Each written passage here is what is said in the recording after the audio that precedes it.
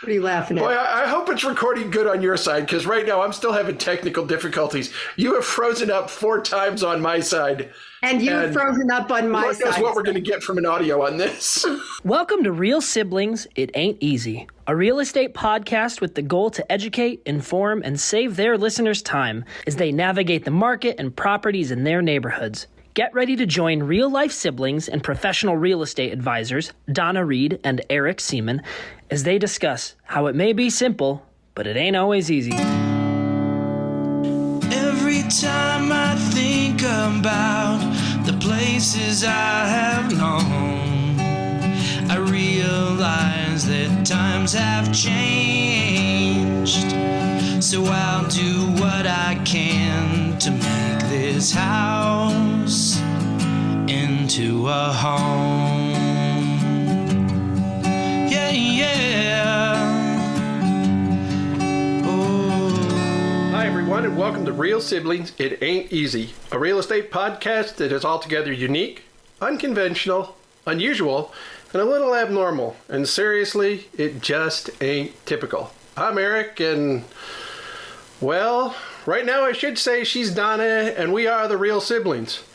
But I'm alone today. Normally we get together and record this together. But a week ago my sister had her right knee replaced. We had grand ideas that we would get together and record this, our 36th episode a few weeks ago, when we were actually together in Denver for my nephew and Donna's youngest son's, Caleb's, wedding. If you're a regular listener, thanks for joining us.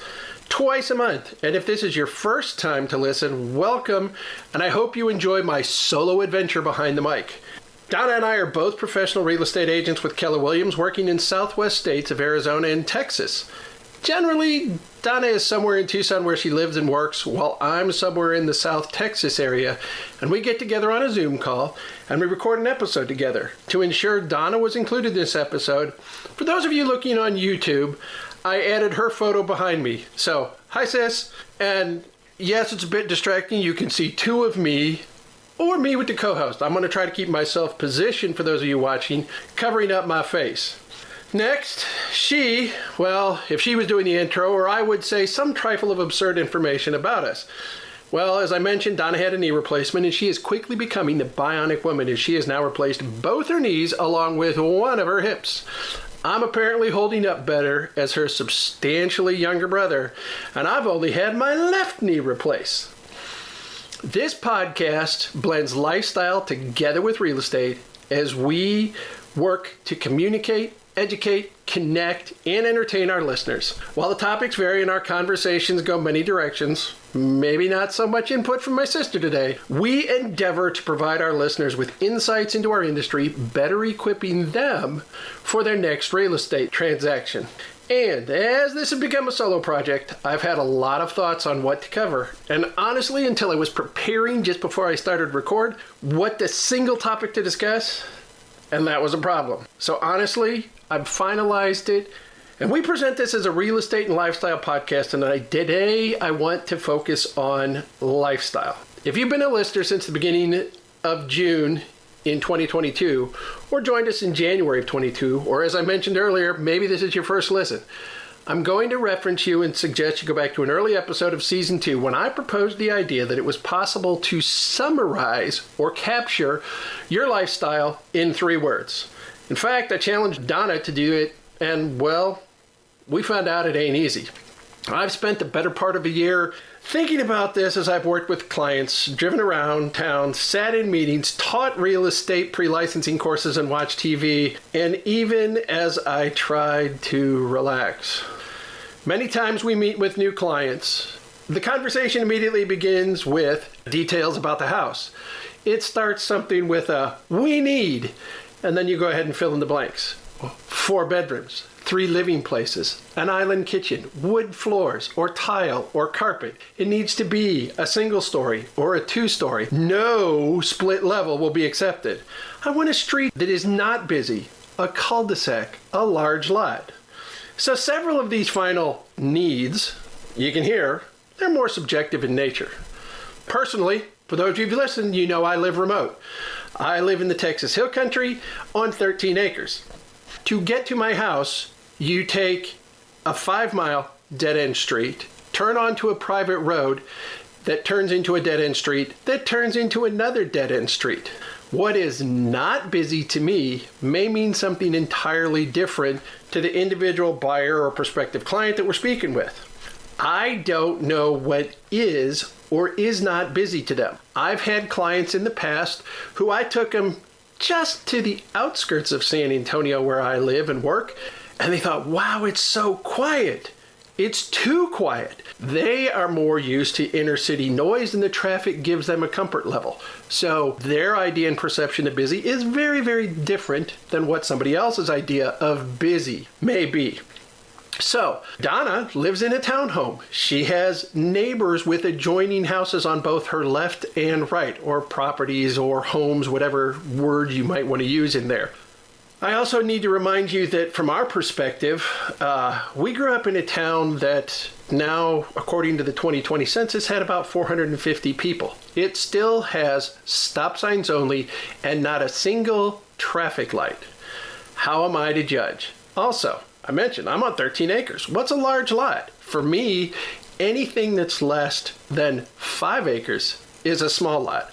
For someone else, that may mean that it needs to be a 1/4 of an acre. And when you think a 1/4 of an acre, that's still over 10,000 feet.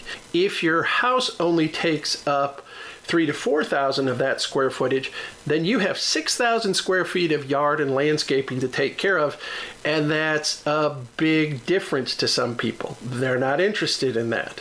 It may also be important that we have a discussion about the difference when we're meeting with our clients about needs and wants. Needs are those things that are, from my standpoint, the absolutes. Every house should have 3 absolutes. I found that working with couples, the 2 persons involved in that have very different idea of what the needs are. So hopefully they overlap some and we only have 3 or 4 needs. But it can be more than that. After that, everything is a want, and you have to be willing to potentially sacrifice on your wants. Maybe the first thing you need to understand when you're working with a real estate agent, man, I messed that up, in either buying or selling is a little bit about your background. There's a reason both Donna and I try to sit down and get to visit with our clients or prospective clients in order to get an idea of where they're from, what they're used to, what the relocation is, why they're coming to the area that they're coming into. Are they upsizing? Are they downsizing? Maybe they're long-term residents. There's a lot of things that go into that. But when you boil it down, I've broken this down to say 3 words, what can you use to describe your lifestyle? So my first big question that honestly tells me a lot about your lifestyle is, do you desire to live as a tenant renter or as a homeowner? The answer to that single question tells me a lot about your lifestyle. Maybe you agree, maybe you don't agree. Maybe you're for an example, a more seasoned citizen, no longer wants the obligation of managing and maintaining a property and its improvements.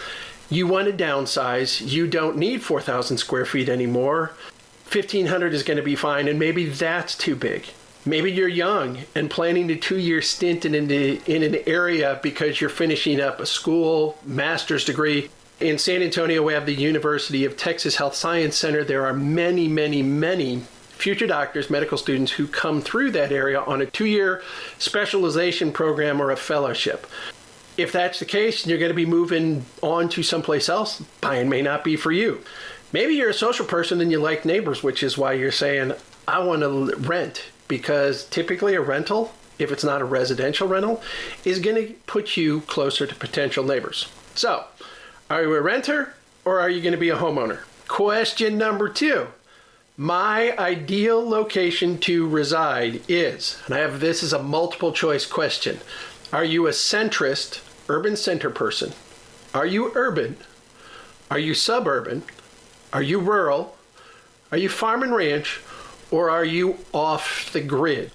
That again, second lifestyle, rent or own.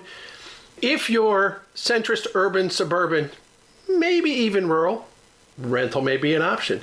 Once you get outside of that, probably not likely. And when I say centrist, let me explain what I mean by that. Here in San Antonio, there is the downtown. The Alamo, historic building, most visited tourist attraction in the state of Texas, sits right in the heart of downtown on, as you may guess, Alamo Street. So if you put the hands of a clock on the Alamo and started working it around, think of a clock. There is a loop of 3 highways, Highway 281, Highway 35, and Highway 10, which kind of circles the downtown area. That is what I would consider to be centrist or urban center. You are down in the heart of, as much as there is in San Antonio, the business and tourist district. That may be what you like. Maybe you're urban. You don't want to be too far out of town. I already used the example that you may be a person who decides that you like road noise. It makes you feel comfortable. Occasionally hearing a siren or a flasher doesn't disturb your sleep at all. For me, I can hear a loud truck 2 miles away, and that's unusual, and that can wake me up. What about suburban? Suburban means now you're outside, but you still have convenient access to many, many, many of those typical resources. You've got medical services, you've got emergency rooms, you've got pharmacies, you've got grocery stores, you've got a selection of restaurants, and let's face it, you in any of these 3 locations can probably get DoorDash, some sort of food delivery or things like that. Where I'm at, not an option. All right, so now let's go to rural. Rural, what does that mean? There are areas outside of a city that are no longer part of the city itself. It may be a suburb, but in this case, I'm talking about a rural suburb. And here again in South Texas, to the south and east of downtown San Antonio, say 4 o'clock on the clock, as I used the Alamo as the center and the hands of a clock. There are a couple of small towns, Lavernia, Floresville, Marion. Those areas are definitely more rural. You're going to be able to get a house that may be on 1.5 acres, but it's not farm and ranch property. So that's what I mean by rural. And then farm and ranch obviously seems to be pretty self-explanatory, right? We're talking about something where you can raise, cultivate crops, animals, maybe an organic farm or something along those lines. And then you get to off the grid. And honestly, where I live, 13 acres, which in my case is almost entirely a rock hillside, not the best for farming or ranching, especially to anybody who grew up in our hometown area, Lindsey, Ohio, which was Farm Belt. As I was growing up, and I think we've talked about it in past episodes, that was corn, that was wheat, that was sugar beets at one time, it was tomatoes, it was cucumbers, soybeans, those types of crops. None of that in my area. Closest real good crop in my area is cotton. And that's down to the south and west over in Medina County. So I'm off the grid. I have my own septic system. I have my own well. I have a geothermal air conditioner. I have considered putting in a rainwater catch system. And until our electric co-op decided to add a fiber internet service 5 years ago, I had to use a satellite to connect to the world. When I first got in here, I've been here long enough, dial-up was still an option. Dial-up service on a 56K modem connected at about 7,200. It took me minutes to load a 3 or 4 line email with no attachments. So, off the grid, you may have seen that in some of your Alaska TV shows on HGTV, DIY, something like that. All right, number 3, add to lifestyle. And this is where you get into what you're looking to live in. And again, this is part of lifestyle, not necessarily just about the house. Are you looking for an apartment, a condominium? Are you looking for something that's multifamily, a townhome, a garden home, or a single family residence? Again, those things are very, very and distinctly different. If your apartment, you're pretty much telling me you plan on renting. So if you say you want to live in an apartment, but you want to own, those two don't go together and we have to have a discussion. Condominiums, you can rent or own. Multifamily units, duplex, triplex, quadplex, those type of units, again, you can own it, but then you're telling me not only do you want a place to live, but you potentially want to create and generate income. Different part of your lifestyle, and not everybody's into that sort of thing of wanting to manage the headaches of somebody else creates in the unit that they live in. Townhome. Again, you like neighbors. Condominiums and townhomes definitely are going to come with some sort of owner's association where you're paying fees and dues, and you need to be ready for that. What about a garden home? Now you're talking to something that's single family home, stands alone. For the most part, here in San Antonio, Donna lives in a townhome that's connected. There are both types available. Donna's is a single story. I think some of the places out where she's at have a second level, but minimal. So townhomes, 1 story, 2 story, 3 story, again, depending on where in the country you want to live. There are homes in Chicago where my mom had a lot of her family that were 3 flats. People could live on one of the floors, or you could live on multiple floors and maybe somebody in just 1 floor. Finally, garden home. Garden home, not much yard, separate living space. And a single family is now where you start to have yard and can give you more space for adding things like a pool, a storage shed, a workshop, things along those lines. And the more land you have, the more you have freedom to do. So, if you think about how these all blend, I can assure you that as a tenant renter, if your lifestyle is you intend to pay rent at that price, if you want to rent, you may have to sacrifice location because rents vary greatly across location.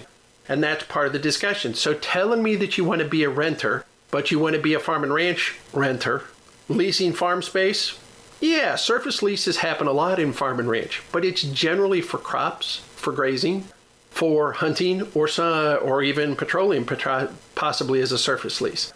If your goal is to limit maintenance and care, such as mowing a lawn, then guess what? If you want to be a renter, maybe a garden home or a single family home is not going to be the option.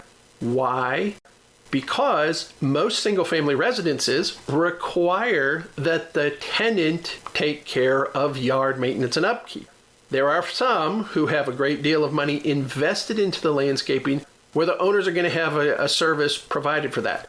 My experience, that's about 15%, so that means 85% of the listings, you got to do it yourself. So if you're planning to rent and avoid that, guess what? That's going to limit your options. All right, what about if you like close neighbors and amenities of a condominium or townhome? And by amenities, I mean there's generally some sort of fitness center with a lot of condos and townhomes. There's outdoor areas such as picnic areas, maybe basketball or some other type of sports court, swimming pools, things along those lines. But if you want to live remotely, well, guess what? You get remotely, you get out to that rural area, you're not going to find a whole lot of condominium and townhomes as an option. And if you do, they're normally very, very minimal. Most I've seen are typically like 4, maybe 6 units total in an area. The amenities are not there. So you can see how I'm blending these things and how I hope you're getting the point on what I'm trying to say. That is 3 questions to ask yourself. Can you summarize your lifestyle by saying, I'm an owner, mindset, I want to live urban or suburban, rural's too far out for me, absolutely not interested in farm and ranch, or I want to be in a condominium townhome. Those all answer questions to me that now help me to understand where you want to be, where you want to go. Would help my sister, would help me, would help the realtor you're going to work with in your area. What's your goals? What's your objectives? What's your lifestyle? So I am going to work and document in progress to prepare as a PDF, post it on our website to make it available for you to download so that you can, ta-da, take a stab at looking at these, have a discussion with your significant other. Maybe that's your pet if you're a single individual. Maybe it's a family member, somebody you can bounce some ideas off and say, hey, how would you, or a friend, ask the question, see what you can come up with. If you're making a move upsizing or downsizing, just consider that lifestyle cannot and should not be separated from your needs and wants in the physical structure of the property. Make sure all things are in alignment. Now, I've been alone on this. I expect Donna will have some ideas to contribute to this concept, and I hope to visit again on it soon after the first of the year as we launch season 3. And now, well, I can't throw it to my co-host like we normally do. One of us opens, one of us closes. To close this episode, let me wrap this up by saying we want to thank everyone for listening, joining us, well, me, as I've talked about a little bit about Lindsey, lifestyle of Lindsey, Ohio, impacted our lives and careers in real estate. Not just the houses, it is not just the lifestyle. It is a blend of the two.